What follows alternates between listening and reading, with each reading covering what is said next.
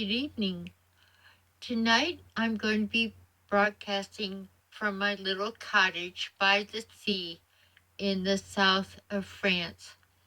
We're going to be looking at some illustrious people, and I can show you about my favorite place and my favorite observatory with a telescope and the beautiful view from my balcony. I can see anything, including the placement of the stars. And I think there's a comet tonight. Tonight, we're going to be looking at the charmed life of Princess Grace, Her Highness, Serene Highness of Monaco. The reason I like this chart so much is it is almost an ideal chart. And indeed, her life was a fairy tale, something that everybody needed after World War II. And she came along in the mid-50s. So everybody was recuperating. An American needed this. She was an American princess.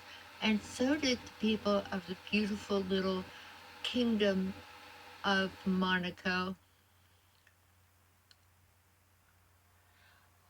As a student of astrology, you learn to understand the challenges that you came in with.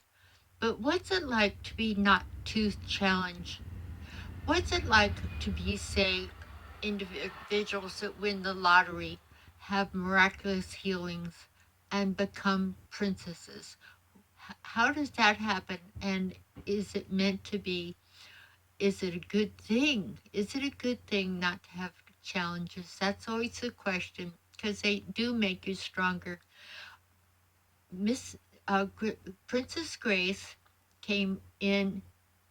Actually, she was a Serene Princess of Monaco, but she came in as a double Scorpio. If you're a student of astrology or just even a student of life, you have gotten a feeling for the secret life of Scorpios. Scorpios, you never can know what they're thinking, and they don't even know what they're thinking. But the one thing that you can know about Scorpios is it's all about me. They love psychology and looking within and delving within. That's one of their main traits. They are ruled by Pluto.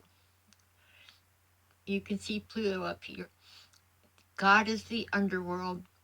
And Pluto was known about by pre-Egyptian times, even though they didn't, according to what we know, have the ability to see that far to the edges of the solar system.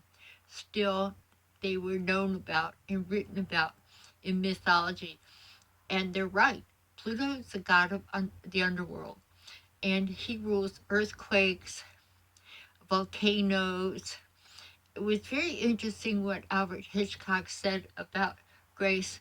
She was the ice queen of Hollywood. She was cool, collected.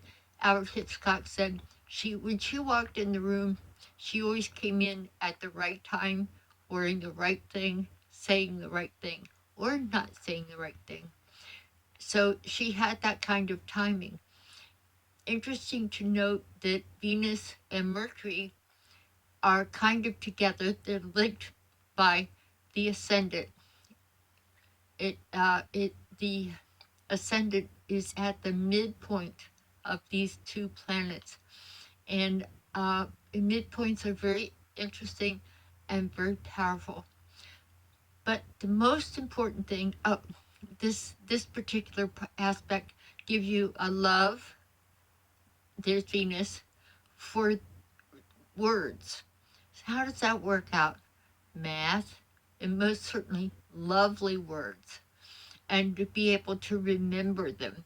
So if you like lovely words, you're going to like poetry, aren't you? She was quite the poet and appreciated the beauty of the written word. Most powerful in her chart which is astounding, is her grand trine.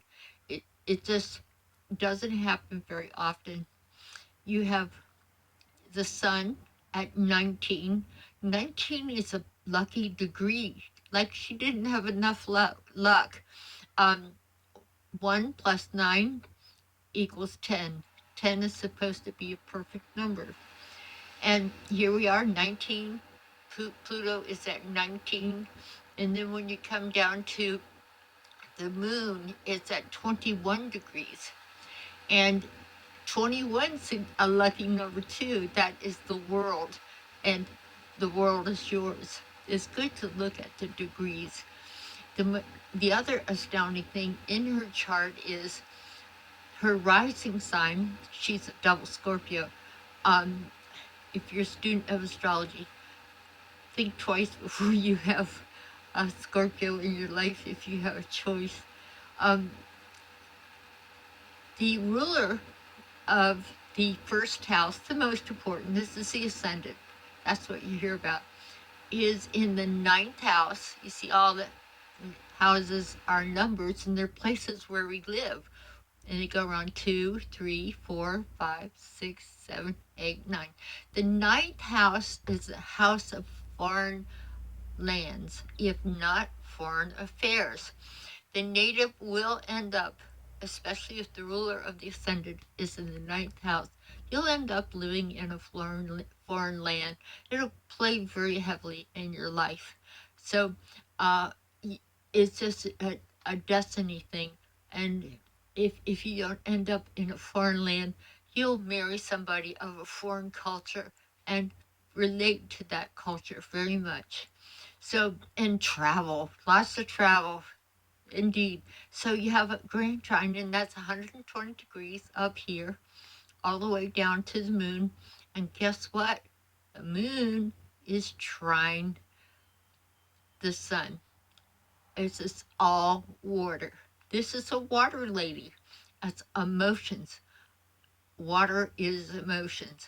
So, and she needed grounding. She needed to take off her shoes and walk around in the dirt because there's no grounding here. There's no stability. But the water, she had to have been insanely intuitive because water is the intuitive sign. So here we have this grand trine, and I'm going to show it to you in another setup that might make it clearer.